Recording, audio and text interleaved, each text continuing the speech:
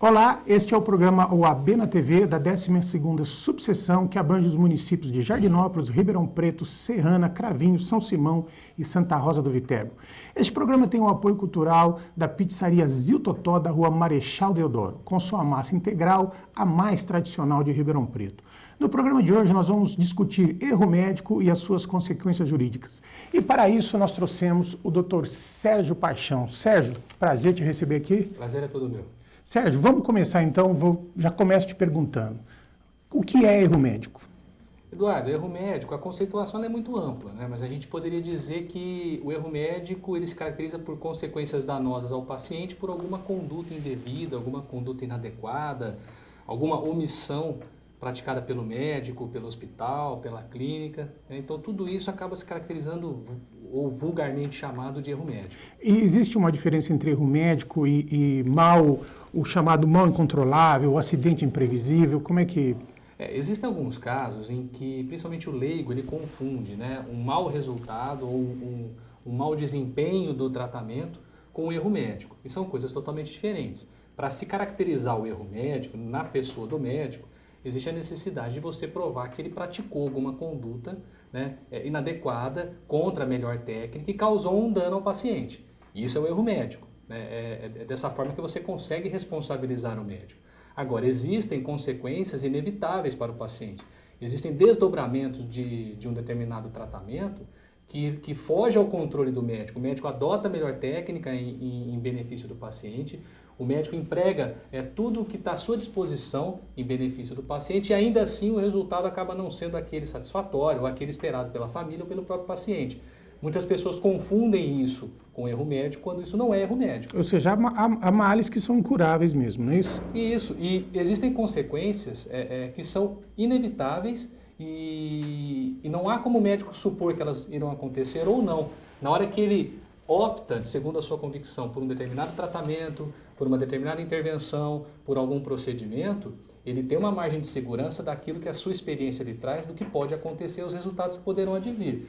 Mas dependendo da situação do paciente, da gravidade da doença e de outros N fatores, o resultado pode ser diferente. Isso não deve ser confundido com erro médico. Então eu vou aproveitar para perguntar para você explicar para o nosso público o erro médico, a responsabilidade do médico, a obrigação do médico com o paciente, ela é uma obrigação de meio e não de resultado. Eu queria que você explicasse isso para o nosso público, a diferença entre obrigação de meio e de resultado, Sérgio. Só voltando na pergunta anterior, que eu acabei me esquecendo de responder também, a questão do erro estrutural que você colocou. Muitas vezes o paciente acaba tendo algum dano durante o seu tratamento e algum resultado inesperado por falha estrutural do local onde ele está sendo atendido. Isso não é um erro pessoal do médico, exatamente. Né? Às vezes falta um medicamento, um determinado equipamento está quebrado, ele precisa ser transferido. Então, se você comprovar, se o médico comprovar, se o médico demonstrar que ele adotou o que era possível naquele momento, que estava à sua disposição, isso também não é erro médico. Ele não vai responder por eventuais falhas que haja na estrutura do local, desde que ele não se omita. Mas o hospital responde, não? Aí o hospital responde, se for um atendimento via SUS, aí é um problema de saúde pública. O médico se isenta da responsabilidade. Desde né? que ele adote tudo o que for possível naquele momento e com as condições que lhe são colocadas. Ele também não pode se omitir e lavar as mãos diante da falta de um equipamento, da falta de algum tipo de estrutura. Tá? E voltando então à sua segunda pergunta, via de regra, a responsabilidade do médico ela é subjetiva, porque na verdade a obrigação médica é uma obrigação de meio e não de resultado. Ou seja, o médico ele está obrigado a empregar em favor do paciente a melhor técnica, seguir os protocolos médicos e implementar tudo que tiver ao seu alcance, tudo que for necessário, tudo que for possível em favor do paciente.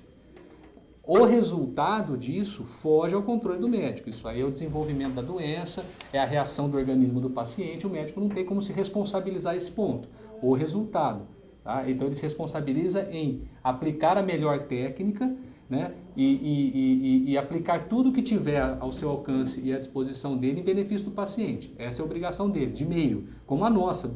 Os advogados, a gente a gente não se responsabiliza pelo êxito no processo. Não garante a vitória, né? Exatamente, a gente não tem como garantir a vitória, por mais natural que ela possa parecer às vezes, né? A gente se compromete, na verdade, aplicar a melhor técnica, o nosso conhecimento em favor do nosso cliente. A mesma coisa é o médico. Então, via de regra, a responsabilidade médica é uma responsabilidade subjetiva, porque ela decorre de uma obrigação de meio e não de resultado.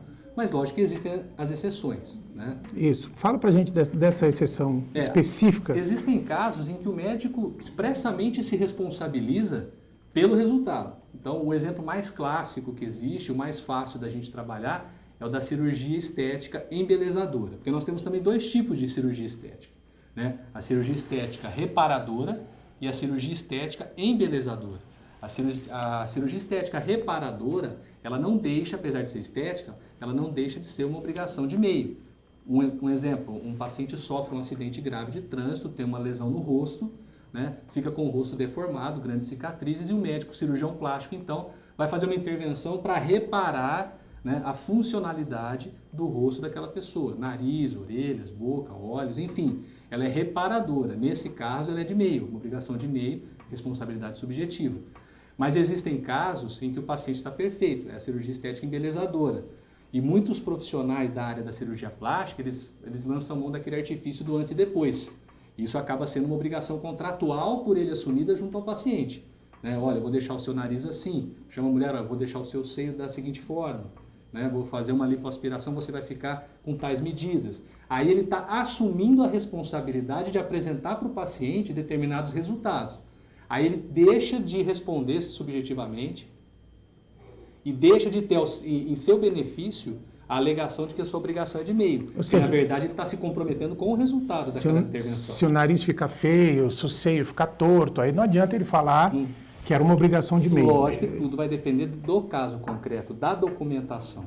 Se o médico fizer dessa forma, apresentar as fotografias de antes e depois, passar para o paciente uma expectativa de como aquilo vai ficar, de qual vai ser o resultado da cirurgia, nesse caso, ele está deixando de responder subjetivamente e a obrigação dele passa de meio para resultado, porque ele se comprometeu. O paciente pagou para ter aquele nariz daquela forma. Então não vai poder o médico depois dizer que por uma reação X, Y ou Z o nariz ficou de outra forma, porque ele se obrigou a entregar o nariz daquela forma para aquela paciente. Então a obrigação passa a ser de resultado. Sérgio, vamos entrar numa outra questão polêmica. Não é bem polêmica, é uma questão que na verdade gera uma confusão, que é a questão da responsabilidade objetiva, que independe de você investigar a culpa ou não, e a responsabilidade subjetiva, que depende da culpa. O STJ, o Supremo Tribunal de Justiça, Superior Tribunal de Justiça, ele tem uma posição firmada, pacífica, no sentido de que a responsabilidade do hospital perante o paciente, ela é sempre objetiva. A responsabilidade do médico é subjetiva, né? E algumas decisões, inclusive, dizendo que o hospital tem que responder pelos danos ao paciente e depois que processe o médico em ação regressiva para provar se o médico teve culpa ou não. Quer dizer, essa discussão da culpa, vamos esclarecer isso para o público, Sérgio, essa questão da responsabilidade objetiva e subjetiva, como é que você vê essa questão? Sim, como, em regra, o médico tem uma obrigação de meio, a obrigação de meio acaba traindo a responsabilidade subjetiva, ou seja, o tem que ver se ele teve culpa. Exatamente. O paciente, caso demande contra o médico, vai ter que comprovar que o médico agiu com culpa, imprudência, imperícia ou negligência. E com isso causou um dano. Tá? Então, como em regra a atividade, a obrigação do médico é de meio, em regra também a responsabilidade do médico ela é subjetiva. Né? Já no caso de hospitais, clínicas e afins, ela responde objetivamente como prestadora de serviços, até por força do que determina o Código de Defesa do Consumidor. Né? E o próprio Código Civil que diz que o empregador, né, responde pelos atos do seu preposto, do seu empregado, do seu funcionário e tal. Então, essas empresas ou essas entidades respondem objetivamente perante o paciente, independentemente da obrigação que o paciente teria de comprovar culpa do hospital ou culpa da clínica. Então, se um processo tramita única e exclusivamente em face do hospital, por exemplo, o hospital vai responder objetivamente. Se ele for condenado, ele poderá regressivamente buscar junto ao médico, primeiro tentar comprovar a culpa do médico e tentar se ressarcir do médico daquela condenação que ela sofreu para o paciente no processo judicial. O que acontece na prática? Na prática, os hospitais e clínicas, já antevendo essa consequência no caso de condenação, ela denuncia o médico. O médico vem para o processo, ele é denunciado a lide pelo hospital ou pela clínica, passa a compor o polo passivo numa lide subsidiária, que a gente chama numa lide secundária, e responde junto com o hospital, então perante aquele paciente pelo alegado erro médico. Qual que é a vantagem para o hospital ou para a clínica de denunciar o médico, né, incorporar o médico ao processo para que ele responda e explique o procedimento que ele realizou? Você não tem como cindir o processo e o processo correr investigando objetivamente a conduta do hospital, investigando subjetivamente a conduta do médico. O fato do médico compor o processo, o fato do médico ser chamado e integrar o polo passivo do processo, acaba influenciando na instrução processual e acaba transformando esse processo numa responsabilidade subjetiva. Não tem como o juiz olhar para um e para outro e fazer uma instrução diferente para cada um. Então isso acaba beneficiando o hospital, porque ele já traz para esse processo primário, vamos dizer assim, a discussão acerca da responsabilidade civil, acerca da existência da culpa ou não. E o autor da ação, ele não tem como impedir que o hospital denuncie a lide, né? Ele fala, não, eu não quero que você chame o médico, eu quero discutir isso com você. O autor não tem. Isso é um direito que o réu, né, por lei, tem, e cabe ao juiz avaliar se é caso ou não de aceitar a denunciação. Nós temos uma vedação expressa no Código de Defesa do Consumidor. Se o juiz pautar o processo nas normas do CDC, provavelmente ele pode indeferir essa denunciação. Via de regra, os juízes têm aceito a denunciação e trazido o médico para o polo passivo. Por quê? Porque o CDC, o Código de Defesa do Consumidor, tem uma disposição expressa que diz que os profissionais liberais respondem subjetivamente. Responder subjetivamente significa que os profissionais liberais, como no caso do médico, vão responder de acordo com as normas de responsabilidade civil que estão lá no Código Civil e não no CDC, porque o CDC, que é o Código de Defesa do Consumidor, né, ele trata da responsabilidade objetiva dos prestadores de serviço, dos fornecedores de produto. Como ele tem essa ressalva em relação ao profissional liberal, os juízes entendem que se aplica também as normas de responsabilidade civil do Código Civil. Então acabam aceitando a vinda do médico para o polo passivo, né, e com isso acabam acatando o pedido de denunciação do hospital. Então é um direito que o hospital tem previsto em lei e cabe ao juiz avaliar. Então basicamente o que está dizendo é assim, não tem como responsabilizar o hospital se ele provar que nenhum médico agiu com culpa, é isso? Em tese, sim, desde que o hospital não responda sozinho o processo, porque se ele não denuncia o médico, e aí? Se ele fica isoladamente no polo passivo, ele vai responder objetivamente. Aí não vai adiantar ele, hospital, pretender explicar qual foi a conduta, né, do médico em relação ao paciente. Isso não vai beneficiar o hospital, porque ele vai estar respondendo objetivamente. Para que ele force o juiz a investigar a conduta do médico, para se apurar se houve ou não erro médico, o hospital deve denunciar, então, ali o médico que compõe o seu corpo clínico, que foi quem praticou esse ato. Nós vamos a um rápido intervalo e já voltamos com o Dr. Sérgio Paixão discutindo erro médico.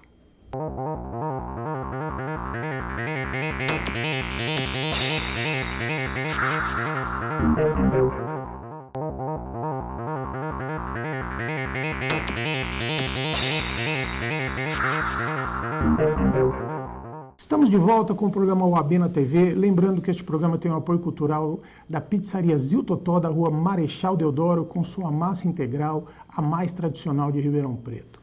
Estamos hoje com o Dr. Sérgio Paixão discutindo o erro médico e as suas consequências. Ô Sérgio, o STJ acabou de dar uma decisão que veio complicar um pouco essa discussão que a gente está tendo aqui.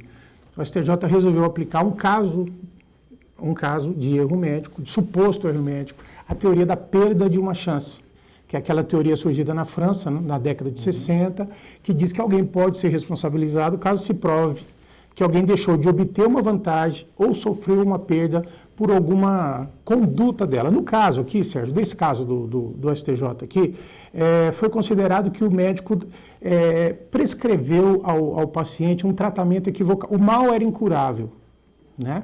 Mas o tratamento foi equivocado. Eu vou citar aqui a decisão da ministra Nancy Andrich, que foi a do STJ. Não há necessidade de se apurar se o bem final, ou seja, a vida, foi tolhida da vítima. O fato é que a chance de viver lhe foi subtraída. Isso basta, né? Então, essa questão da perda de uma chance é muito discutível, né? Porque como fica então aqui a questão do dano, da culpa, do nexo de causalidade? Como é que você vê essa questão da perda de uma chance aplicada a essas discussões de responsabilidade médica que nós estamos discutindo aqui, Sérgio? Eu acho complicado ainda mais se for uma ação contra o médico, que ele responde subjetivamente à necessidade de comprovar a culpa, né? Nesse caso específico ainda, uma doença terminal, ou seja, o resultado, no caso o dano, né, era algo inevitável também. É lógico que não é porque a doença é incurável, né, que o evento morte é inevitável, que o médico também está autorizado a praticar atos equivocados ou deixar de praticar atos necessários, não é isso. Mas eu acho uma decisão perigosa porque você tem, de um lado, a convicção do médico, né?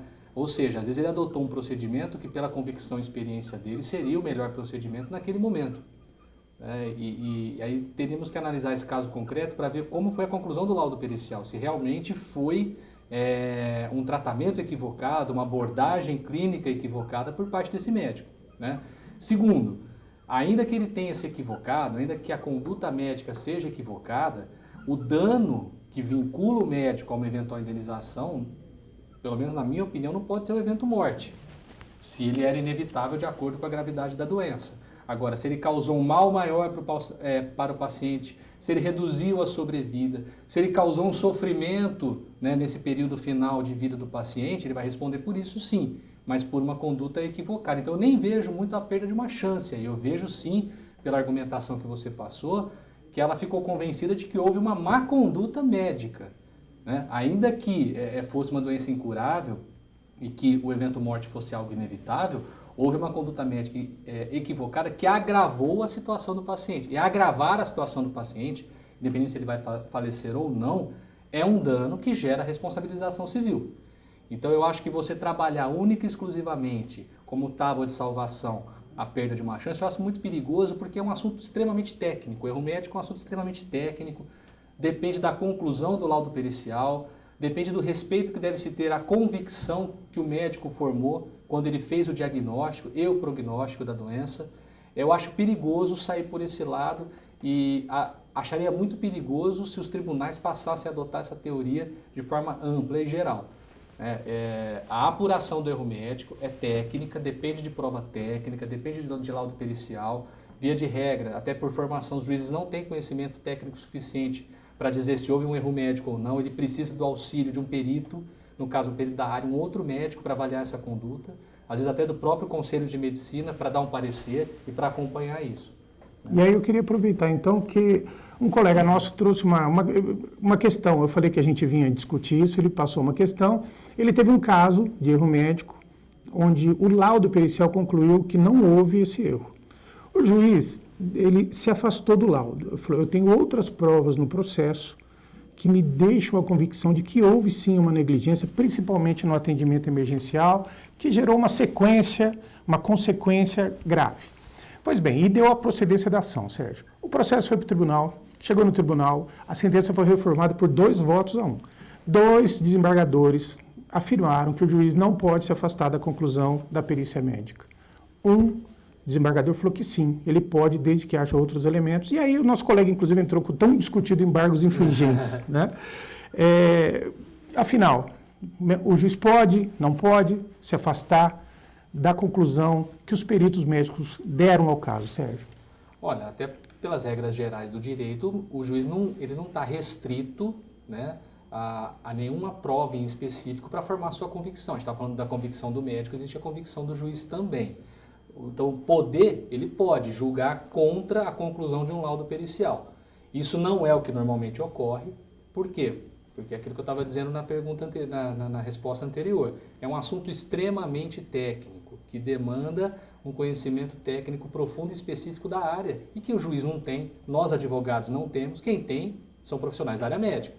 Então é perigoso, eu vejo de forma perigosa, um juiz desconsiderar a conclusão de um laudo e julgar de maneira contrária à conclusão desse laudo, a não ser que ele tenha provas muito robustas em sentido contrário, o que causa estranheza, porque se ele tem provas em sentido robusto, provas robustas em sentido contrário, então ele deveria destituir aquele perito e mandar fazer uma nova perícia, porque pode haver um desconhecimento técnico por parte do perito também. Então, apesar do juiz poder e pode julgar, ele não é obrigado a julgar conforme o laudo, Mas a ação de erro médico, como é chamada, é uma ação muito sui generis, ela é muito técnica, né? Que exige profundo conhecimento técnico da área. É perigoso o juiz julgar contra o laudo, né? Sendo que o laudo foi conclusivo. Às vezes o laudo é inconclusivo, o laudo não leva a lugar algum, e aí o juiz forma a convicção dele no conjunto probatório. Se o laudo é conclusivo, seja pela culpa, ou pelo erro do médico, ou pela inocorrência do erro, eu acho muito complicado o juiz julgar desconsiderando essa conclusão. A gente precisaria ver que provas que ele tinha em mãos, nesse caso específico, nesse caso concreto, a ponto dele desconsiderar a conclusão de um laudo médico numa ação de erro médico, onde se discute conduta médica.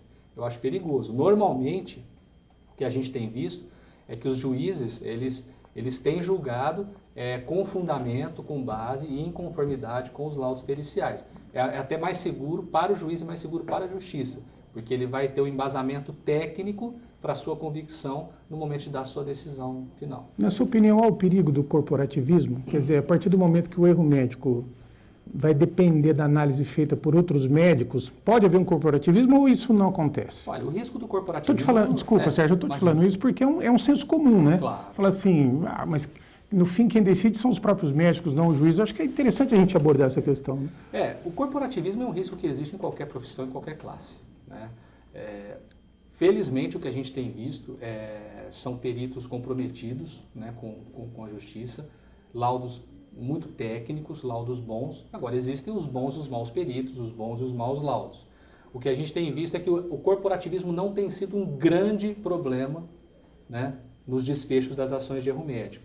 A maioria dos laudos, principalmente no caso em que a parte tem justiça gratuita, os laudos são feitos em São Paulo, no IMESC, né? E é um órgão totalmente independente, que tem outros problemas, são problemas estruturais, né? Demora muito para vir o laudo, às vezes o laudo não vem a contento, mas não por questão corporativista, por falha estrutural do órgão em si, né? Mas eu não vejo o corporativismo hoje como um grande problema na área médica. Nós temos ótimos laudos, laudos isentos, laudos independentes, e na maioria das vezes os juízes já têm os seus peritos de confiança acostumados, né, com curso de perícia, eles têm também um compromisso para com a justiça, eles também não podem perder isso de vista. Então é um risco que existe como existe em qualquer profissão, mas felizmente não tem sido algo muito comum a gente se deparar com laudos tendenciosos e nitidamente corporativistas. Até porque as partes têm direito a um assistente técnico também, né, Sérgio? Que pode fundamental. Contestar, né, aquela... É fundamental que o médico, tanto o médico quanto o paciente, tenham, né, constituído no processo, nos autos, o seu assistente técnico, que é aquela pessoa que vai dar um parecer sobre o laudo pericial apresentado. Né? Então, a importância do assistente técnico para a parte que ele assiste, né, porque ele vai, lógico, fazer o parecer de acordo com as pretensões do autor ou do réu, né, se atendo, logicamente, às questões técnicas. E é também um benefício para o juiz, porque isso aí promove um debate entre profissionais da área, que também pode ajudar o juiz a esclarecer e clarear, né, a sua convicção, né, dar mais fundamentos ainda para a sua convicção. Muitas vezes os assistentes trazem para o processo elementos importantes, né, e que ajudam a esclarecer melhor os fatos. Outra questão polêmica é saber se o plano de saúde tem responsabilidade subsidiária no caso de erro médico, Sérgio. Essa é uma questão que vem sendo muito debatida, né? Porque normalmente o paciente entra contra o médico, contra o hospital, contra a clínica e contra a operadora do plano, porque hoje a maioria das pessoas tem plano de saúde, né? Teoricamente, se você for analisar a questão teórica, 100% teórica, você teria que ver que tipo de operadora que é. Então você tem a medicina de grupo. A medicina de grupo trabalha com rede credenciada. Bom, se é credenciado, ela vai responder junto. Existe a CUP em eligendo, a CUP em vigilando, ou seja, ela responde pelo ato do seu credenciado. Né? Você tem as autogestões. Né? As autogestões também trabalham com rede e profissionais credenciados. Acaba respondendo solidariamente também, né, por ter elegido mal aquele profissional, por não ter fiscalizado e também por responder objetivamente, conforme nós já falamos aqui pelo Código de Defesa do Consumidor. Você tem as cooperativas médicas que, num primeiro momento, se você analisar friamente a lei, ela não deveria ou não poderia responder junto com o médico, ela é uma cooperativa. Na verdade, o médico ele é sócio dela e não é funcionário ou não é credenciado, mas pelas normas do Código de Defesa do Consumidor e pela jurisprudência tem-se entendido que elas também respondem junto com o médico. E por último, e eu deixei por último de propósito, são as seguradoras, que é o seguro-saúde. Se você for analisar como funciona o seguro-saúde, ele não responderia. Porque o seguro-saúde, como que ele trata o seu cliente? Você vai em qualquer médico, em qualquer hospital, você escolhe. Eu não me interfiro nisso, eu só te reembolso a quantia que você gastou, né? Em tese, daria para defender que essa operadora que trabalha no esquema de seguro, ela não responde junto com o médico, porque ela não elegeu aquele médico, ela não indicou. É livre escolha 100% livre escolha do paciente. A questão é que o seguro-saúde no Brasil não é levado a ferro e fogo dessa forma. Muitas seguradoras acabam credenciando médicos. Mesmo sendo seguradora, mesmo trabalhando com o sistema de reembolso, ela apresenta uma lista de médicos e hospitais credenciados.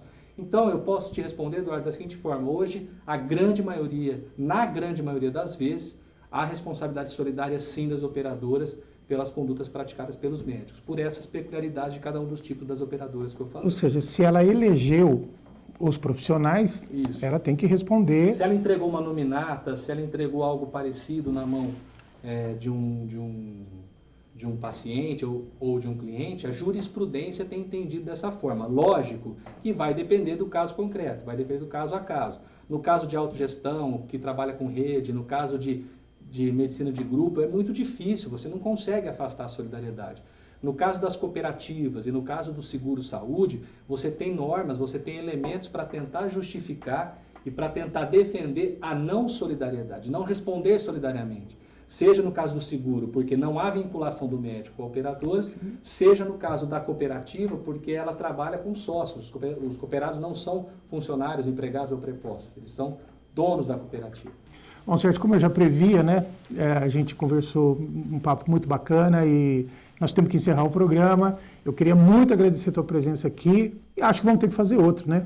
Obrigado pela presença, Sérgio. Eu é que agradeço e estou à disposição. Sempre que for necessário, estou à disposição. É um prazer muito grande poder compartilhar com você os conhecimentos e poder contribuir de alguma forma com o programa. Muito obrigado, Sérgio. Obrigado. Esse foi o programa OAB na TV da 12ª subseção, que abrange os municípios de Jardinópolis, Ribeirão Preto, Cravinhos, São Simão, Serrana e Santa Rosa do Viterbo. Lembrando que este programa teve o apoio cultural da pizzaria Zil Totó da Rua Marechal Deodoro, com sua massa integral, a mais tradicional de Ribeirão Preto. Muito obrigado pela audiência. Semana que vem a gente volta.